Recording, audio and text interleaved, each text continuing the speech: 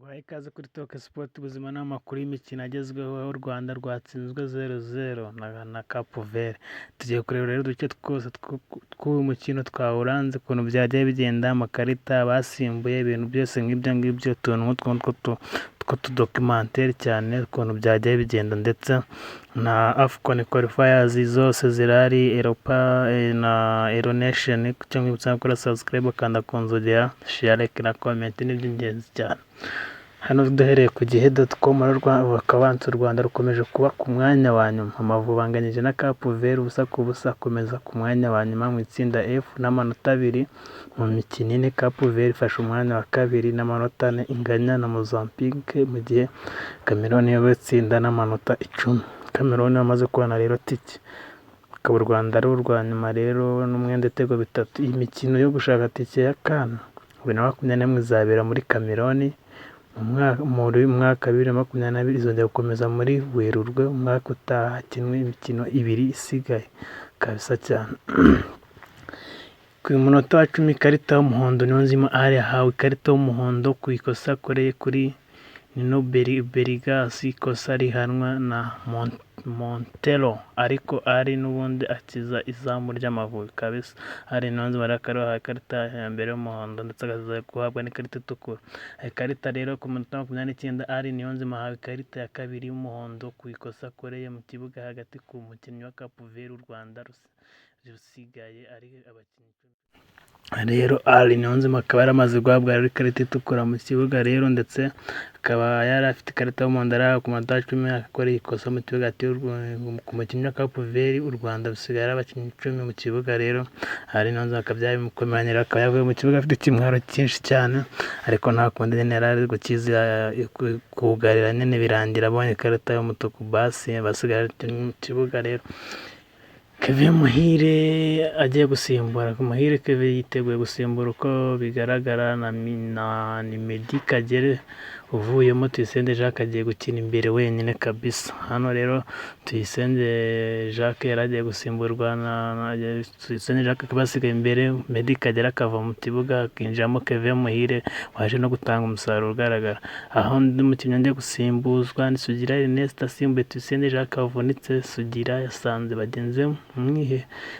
bagenzi umwereko gatandatu, nyuma y'uko bigaragaye ko u Rwanda nta mahirwe y'ubusatirizi rwabonye player. Hano rero Sugira Ernest nkwibutsa ko umupira ugiye kurangira yabushije igitego, ahubwo wabonaga ko byari bigiye kuba nko muri penalty, umupira ugiye kurangira kabisa cyane. Gusimbuza Platini Ricardo Gomez basimbuye Lisandro Semedo na Willis Furtado muri kikaba ari ku ruhande rwa Cape Verde. Akaba n'abari umukinnyi baje gusimbura rero, yinjiramo Katari cya minota 67 rero Nshuti Dominique Savio simbuye Niyonzima Haruna. Nshuti Dominique Savio rero yaje agora abadefenseri cyane b'ikipe y'igihugu ya Cape Verde. Nshuti Dominique Savio rero yakoze ibintu bikomeye cyane, akaba yaje no gukina neza cyane. Ikipe y'igihugu Amavubi irataka cyane kabisa. Undi mukinnyi wasimbujwe ku minota 72 ni Steve Furtado, asimbuwe ikarita y'umuhondo ku minota 42. Stop irahawe ikarita y'umuhondo, akiniye nabi Nshuti Dominique Savio, ikosa rihanwe na Bizimana Jad, umupira urenze na Nino Borges. Hano rero Savio akaba yagize bana kipe ya Cape Verde yagiye mukoraho n'amakosa menshi cyane, ko bigaragara pe. Bana Savio yakoze ibintu byiza cyane.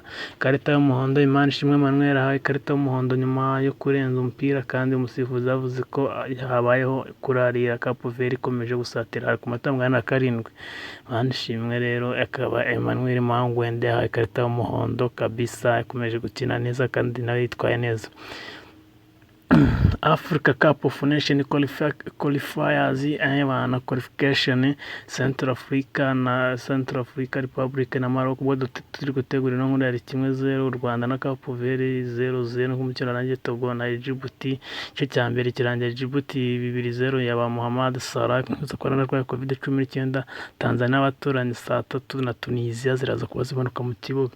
Ethiopia yatsinze 3-0 Niger, Madagascar na Ivory Coast, ikaba Cote d'Ivoire banganya kabisa, ndetse Lesotho na Benin 0-0, Sierra Leone na Nigeria 0-0 kabisa. Akaba rero ari match zikomeye cyane. Cote d'Ivoire nayo yaje kunganya igitego 1-1 gukora mu nsina z'amatwi kabisa. dukomeje Namibia na Mali 3:00, Sudani 1-0 na Ghana bayikubise 1-0 kabisa, nta kipe yoroshye hano. Angola na DRC Congo mu gice cya mbere birangiye ari 0-0. Central African Republic Morocco, Central African Republic mu gice cya mbere nacyo kikaba kirangiye ari igitego 1-0 ari 0-1. Morocco ikaba yatsinze igitego cya kimwe. Icyo nkwibutsa rero ni gukora subscribe, share, like, comment, ukanda ku nzogera. Amakuru y'imikino aba hari menshi cyane muri Africa qualification ndetse Africa Nation, Yellow Nation.